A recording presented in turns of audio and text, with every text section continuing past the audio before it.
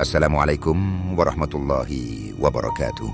Pernahkah kalian mendengar tentang pesugihan Gunung Kemukus? Sebuah ritual yang tak hanya menuntut darah, tapi juga tubuh dan kesetiaanmu.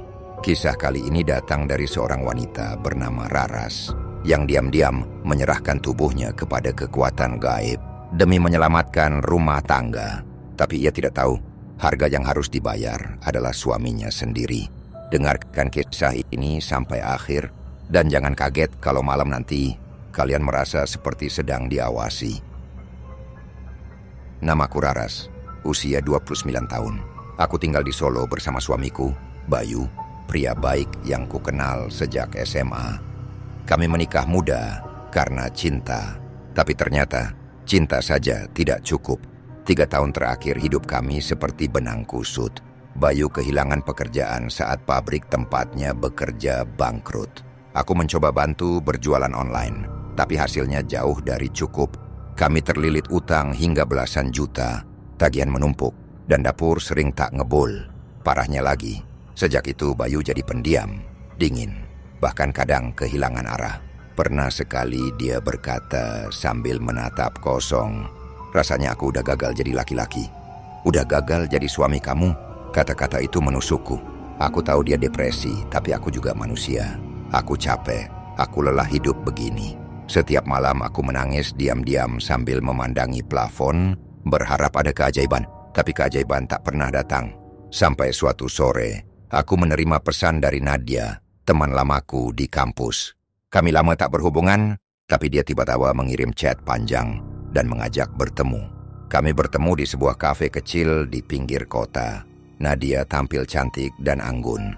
Bajunya mahal, tasnya bermerk, dan wajahnya bersih, segar, dan entah kenapa terlihat sangat puas. Kami ngobrol basa-basi sebentar, lalu dia menatapku serius. "Kamu kelihatan capek banget, Ras. Aku tahu kamu butuh uang, dan aku tahu caranya. Tapi ini bukan jalan biasa.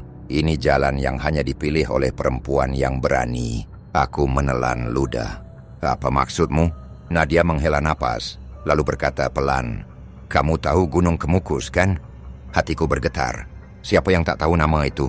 Gunung Kemukus di Sragen, tempat yang konon menyimpan ritual pesugihan seksual. Banyak yang menganggapnya mitos, tapi juga banyak yang percaya. Termasuk orang-orang seperti Nadia, yang katanya menyerahkan tubuh untuk dijual demi rejeki gaib. Aku ingin tertawa saat itu, tapi Nadia hanya berkata, "Kamu bisa bilang aku gila, tapi aku punya rumah sekarang, usaha salon sendiri, dan tabungan lebih dari 100 juta. Cuma perlu ikut ritual tiap malam Jumat Kliwon. Sekali seminggu, Raras, dan suamiku nggak tahu apa-apa." Tubuhku gemetar. Ini gila, tapi pikiran itu justru terus menghantuiku sejak hari itu. Malamnya, aku tidur di samping Bayu seperti biasa, tapi pikiranku tak bisa tenang. Apakah aku akan terus hidup begini? Miskin, tertekan, dihantui rasa bersalah setiap hari? Kalau hanya satu kali, mungkin tidak apa-apa. Kalau itu bisa menyelamatkan rumah tanggaku. Sejak pertemuan dengan Nadia, pikiranku tak pernah tenang. Setiap malam, aku memikirkan ucapannya. Suamiku tidur di sampingku, lelap dalam kepenatan, tapi aku terjaga oleh godaan. "Sekali seminggu saja, Ras.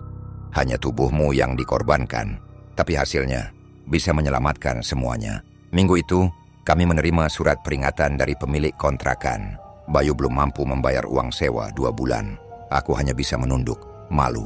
Rasanya seperti diinjak oleh hidup yang terus mengejek kami. Akhirnya, aku hubungi Nadia lagi. "Kapan kita bisa ke sana? Aku mau tahu, tapi bukan berarti aku langsung ikut." Kataku berbohong, padahal hatiku sudah goyah. Nadia tersenyum saat kami bertemu lagi. "Malam Jumat Kliwon ini, kita naik motor aja.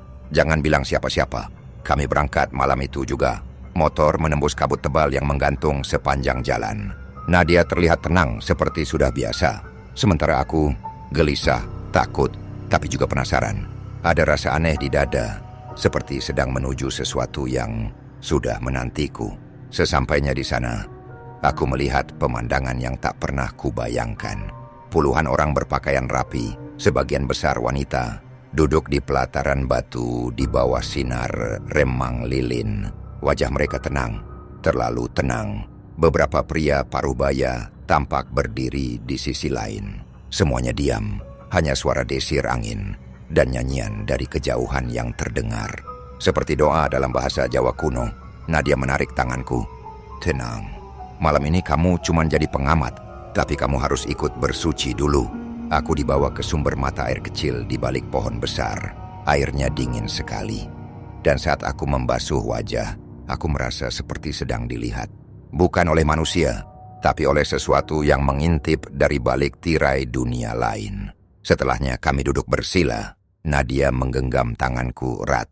Seorang perempuan tua berselendang merah melangkah perlahan ke tengah lingkaran. Ia berbicara dengan suara lirih. Siapa yang baru pertama kali? Nadia menunjukku. Perempuan itu menatapku tajam. Lalu ia berkata, tubuhmu masih bersih, tapi jiwamu sudah retak. Kamu datang karena putus asa, bukan karena haus kekayaan. Itu baik, karena yang datang dari keputusasaan akan lebih mudah ditarik. Aku gemetar, apa maksudnya? Lalu ia melantunkan sesuatu, seperti mantra. Aku tiba-tiba merasa mengantuk, sangat mengantuk. Dan dalam gelapnya mataku yang tertutup, aku melihat seseorang berdiri di ujung tangga batu.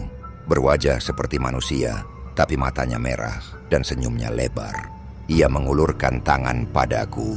Terus kamu akan kuberi pilihan. Tapi kalau sudah masuk, kamu tidak bisa kembali. Aku terbangun mendadak. Nafasku memburu, keringat dingin membasahi tubuhku. Padahal udara sangat dingin. Nadia menatapku dengan senyum pelan.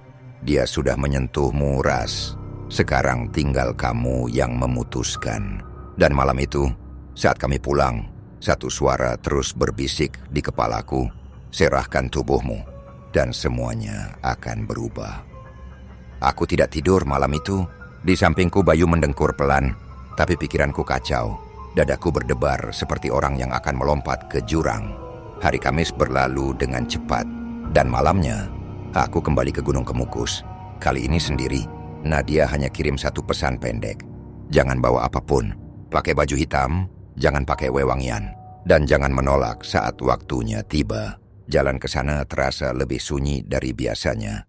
Langit malam tertutup awan, dan kabut tebal turun bahkan sebelum aku mencapai lereng. Motor yang kupinjam dari tetanggaku parkir agak jauh.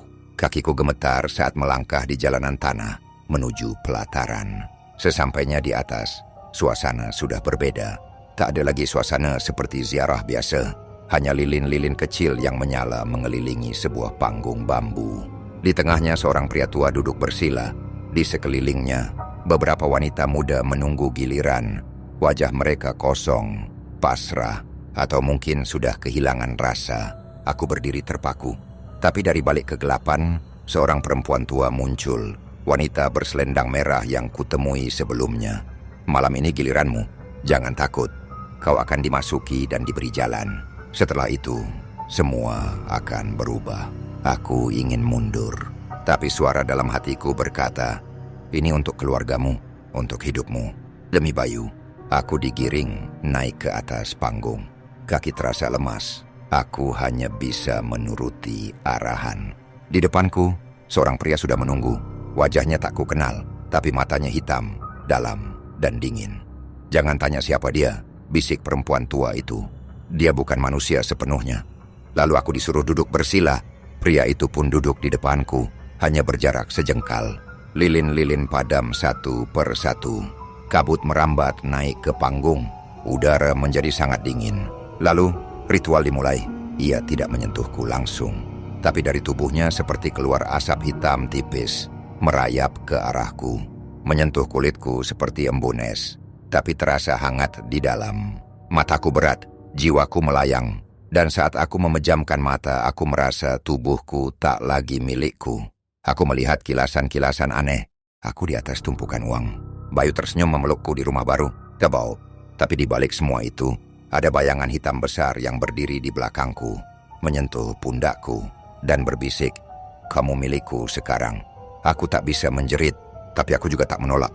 Aku menyerahkan tubuhku, bukan pada pria itu, tapi pada sesuatu yang bersemayam di balik ritual ini. Ketika sadar aku sudah di luar panggung, tubuhku lelah luar biasa, seperti habis disedot habis-habisan. Perempuan tua itu hanya berkata, "Selamat, kau sudah jadi bagian dari kami. Uang akan datang, tapi ingat, Bayarannya bukan hanya tubuhmu, tapi siapapun yang menyentuhmu akan ikut terikat. Aku pulang dengan langkah berat dan tubuh kosong. Tapi paginya, keanehan mulai terjadi. Pagi itu, aku bangun di rumah dengan tubuh lemas, seperti habis sakit. Tapi saat kulihat sekeliling, aku sadar semuanya tampak biasa. Suamiku, Bayu, masih tidur dengan wajah tenang. Dapur masih kotor, lemari masih kosong. Tidak ada uang jatuh dari langit seperti yang dibayangkan dalam cerita-cerita pesugihan. Jadi semua itu hanya halusinasi. Tapi siangnya, perubahan itu mulai muncul. Bayu tiba-tiba ditelepon. Kenalan lamanya dari pabrik tempat dulu ia bekerja. Mas Bayu, perusahaan baru buka cabang. Saya rekomendasikan jenengan. Kalau bisa, wawancara besok pagi ya. Kami saling pandang. Bayu hampir tak percaya. Aku hanya tersenyum samar, meski dalam hati mulai gemetar. Apakah ini efek dari ritual semalam? Keesokan harinya, Bayu berangkat wawancara.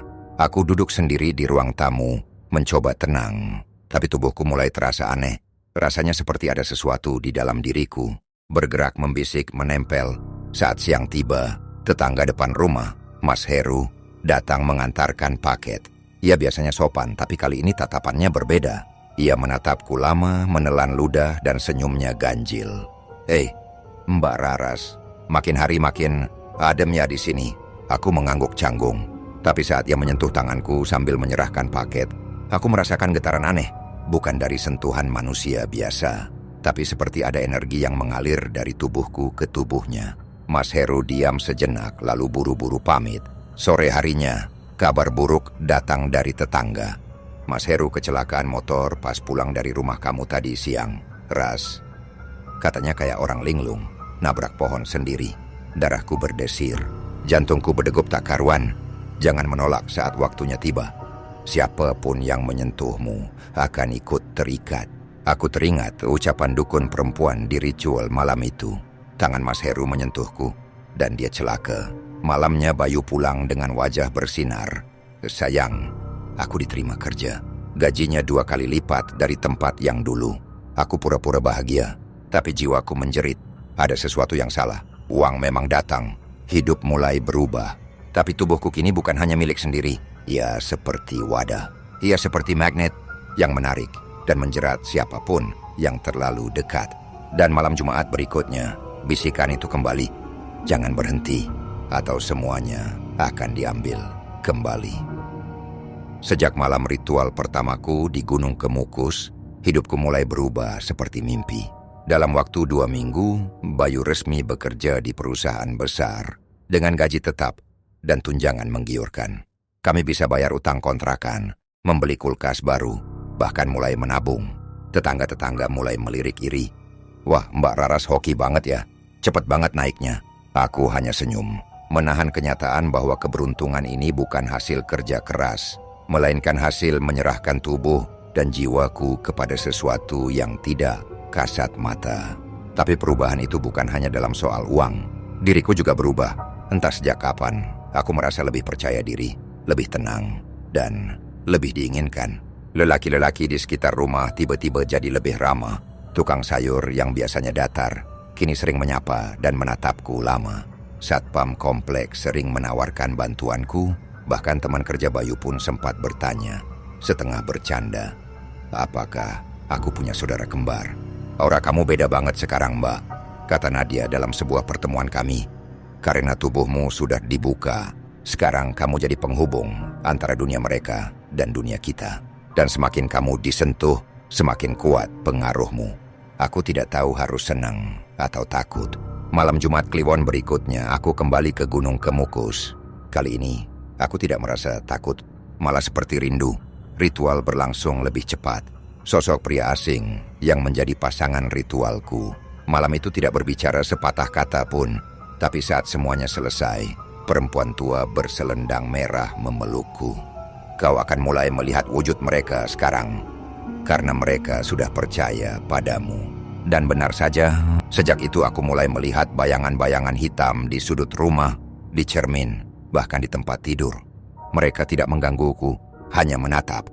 Aku tahu, mereka adalah pemberi rejeki, tapi juga penagih janji. Suatu malam Bayu mendekatiku dan menciumku, tapi saat ia menyentuh leherku, ia tiba-tiba menggigil. "Rat, kulitmu dingin banget. Kayak bukan kamu." Aku hanya tertawa kecil, menutupi kegelisahan dalam dada. Aku tahu Bayu terlalu dekat, dan semakin dekat dia, semakin besar kemungkinan ia juga akan terkena dampaknya. Tapi, aku juga tak bisa berhenti, karena setiap ritual membawa lebih banyak uang. Usaha onlineku tiba-tiba meledak. Ada saja pembeli dari luar kota, bahkan luar negeri. Tabungan kami melonjak, tapi semakin banyak yang kuperoleh, semakin aku sadar bahwa tubuhku bukan milikku lagi. Malam-malamku bukan lagi untuk tidur bersama suami, tapi untuk bertemu makhluk-makhluk yang datang saat lilin dinyalakan dan mantra dilantunkan. Dan yang paling mengerikan adalah aku mulai menikmati semuanya. Aku mulai menghitung hari bukan dari Senin ke Minggu, tapi dari satu malam Jumat Kliwon ke malam Jumat Kliwon berikutnya. Setiap malam ritual tubuhku seperti diisi ulang. Bukan hanya energi, tapi juga rasa percaya diri yang berlebihan. Setiap kali aku kembali dari Gunung Kemukus, aku merasa seperti perempuan paling berkuasa, cantik, menarik, kaya, diinginkan. Tidak ada yang bisa menghentikanku. Dan Bayu masih tidak tahu apa-apa. Ia percaya bahwa rejeki yang datang bertubi-tubi adalah hasil usaha dan keajaiban doa. Ia tak pernah curiga kenapa aku selalu keluar malam Jumat Kliwon. Aku beralasan ada pengajian ibu-ibu di masjid atau arisan malam. Kadang aku pura-pura capek dan langsung tidur, padahal tubuhku baru kembali dari pelukan makhluk gaib. "Kamu makin segar aja akhir-akhir ini, sayang," katanya suatu pagi. "Aku senang lihat kamu semangat lagi." Aku hanya tersenyum, menahan rasa bersalah yang kini mulai berubah menjadi ketagihan. Ya, aku kecanduan. Bukan cuma uangnya, tapi ritual itu sendiri. Suara mantra, sentuhan gaib. Rasa tubuhku melayang seolah bukan milikku. Sensasi itu lebih kuat dari apapun yang pernah kurasakan. Bahkan saat aku bersama suamiku, semuanya terasa hambar, datar, hampa. Yang membuatku lebih takut adalah aku mulai menunggu malam Jumat. Aku mulai merasa gelisah jika ritual batal. Aku bahkan pernah bertanya diam-diam pada dukun berselendang merah, kalau aku ingin lebih sering, 2 kali seminggu, apakah bisa? Ia hanya tersenyum kecil. "Bisa, tapi lebih sering kamu memberi, lebih cepat mereka menagih." Aku tak mengerti maksudnya saat itu. Yang kupikirkan hanyalah sensasi dan rejeki yang terus mengalir. Usaha onlineku berkembang, banyak pesanan, endorsement berdatangan, dan bahkan Bayu mulai bicara soal membeli rumah sendiri. "Kita bisa angsur, Ras. Aku yakin kita sanggup sekarang." Aku mengangguk sambil tersenyum. Dalam hati, aku tahu rumah itu akan dibangun di atas fondasi tubuh dan jiwaku yang dijual diam-diam. Namun semua kenikmatan itu mulai terasa rapuh ketika sesuatu terjadi. Malam itu aku terlambat kembali dari ritual.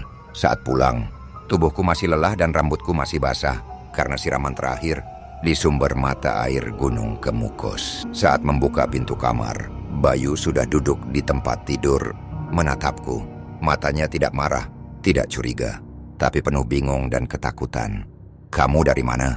Dan kenapa tubuhmu dingin banget kayak mayat?" Aku terdiam. Jantungku berdegup tak karuan. Untuk pertama kalinya sejak semua ini dimulai, aku takut kehilangan apa yang paling berarti dalam hidupku. Bukan uang, tapi suamiku. Sejak malam itu Bayu jadi lebih pendiam, bukan dingin, tapi seperti bingung. Seolah ia menyimpan sesuatu yang tak bisa diungkapkan. Dan aku tahu ia mulai merasakan perubahan dalam diriku. Sesuatu yang tak bisa ia jelaskan. Setiap kali ia memelukku, tubuhnya sedikit menggigil. Matanya sering melirik ke sudut-sudut ruangan. Seolah ada sesuatu yang ia lihat, tapi tak berani dibicarakan. Aku pura-pura tidak tahu. Tapi sebenarnya, aku juga melihat mereka. Bayangan-bayangan hitam itu kini lebih jelas. Mereka tak lagi bersembunyi. Kadang muncul di kaca kamar mandi, kadang berdiri di sudut ruang tamu. Dan yang paling sering, berdiri di dekat Bayu, seolah mereka menunggunya. Sementara itu, laki-laki lain yang menyentuhku. Entah sengaja atau tidak, satu persatu mulai mengalami kejadian aneh.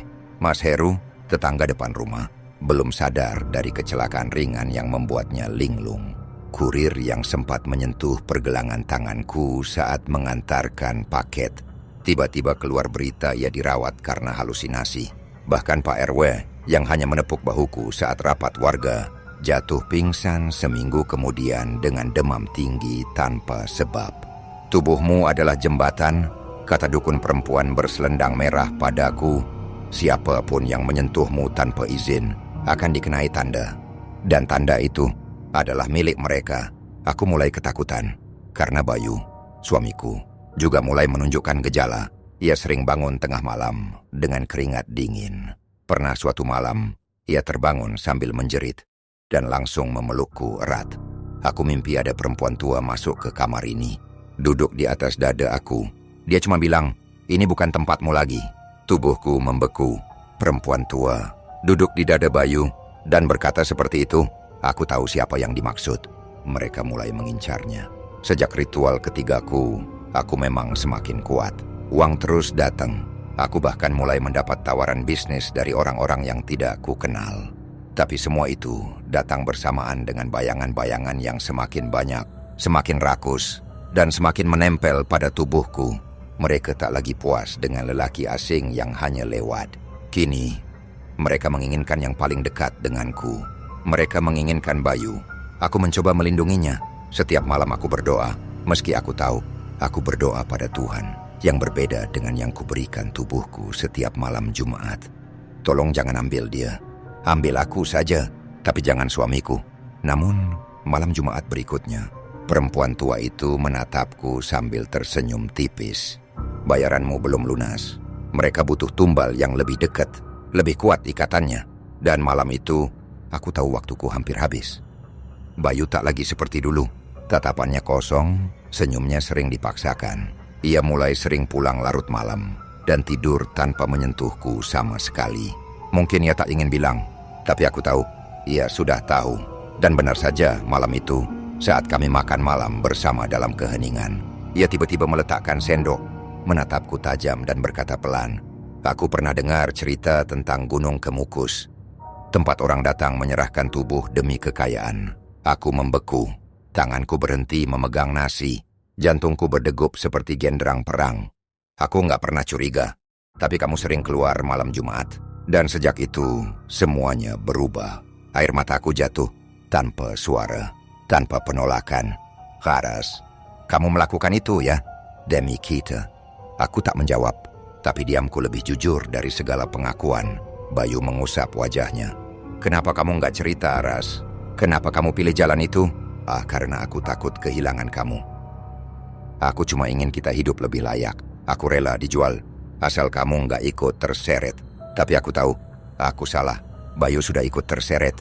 Malam itu, ia tidur di ruang tamu.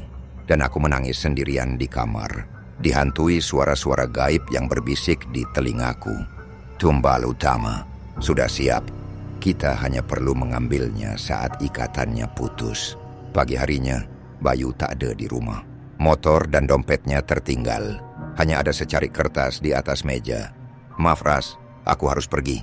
Aku nggak kuat lihat kamu kayak gitu. Dan aku nggak tahu harus nyalahin siapa." Aku berlari keluar mencoba mencarinya. Tapi dia sudah pergi, hilang, tidak bisa dihubungi. Malam harinya aku kembali ke Gunung Kemukus untuk terakhir kalinya. Dengan amarah, rasa bersalah, dan dada yang penuh luka. Aku bertemu perempuan tua itu di tengah lingkaran lilin. "Kembalikan suamiku. Ambil semuanya, tapi kembalikan dia." Tapi dia hanya tertawa kecil. "Kau tidak membaca aturan sejak awal, Raras. Kau bisa dapat apapun yang kau minta, tapi apapun yang paling kau cintai, ia akan ditarik sebagai harga." Aku jatuh terduduk, menangis. Bayu telah menjadi harga dari kekayaan yang tak lagi terasa manis. Beberapa minggu kemudian, aku mendengar kabar. Seorang pria ditemukan di hutan kecil dekat lereng Gunung Kemukus. Diam. Hidup, tapi jiwanya kosong. Tak bisa bicara, tak bisa mengingat apapun. Dan saat aku melihat fotonya, itu Bayu. Tapi ia bukan lagi Bayu yang ku kenal. Ia sudah menjadi milik yang lain. Seperti aku. Dan sejak itu, teramosi aku tak pernah kembali ke tempat itu. Tapi malam Jumat, setiap malam Jumat, aku selalu mendengar langkah kaki di halaman rumah. Dan suara bisikan yang sama. Tumbal berikutnya sedang menunggu. Apa kamu masih percaya bahwa kaya mendadak bisa datang tanpa tumbal? Raras membuktikan sendiri bahwa setiap rejeki yang bukan dari Tuhan pasti ada penagihnya. Terima kasih telah menonton Narasi Gaib. Jangan lupa like, komen cerita paling horor menurut kamu, dan subscribe agar kamu nggak ketinggalan cerita mistis berikutnya. Sampai jumpa di malam berikutnya. Wassalamualaikum warahmatullahi wabarakatuh.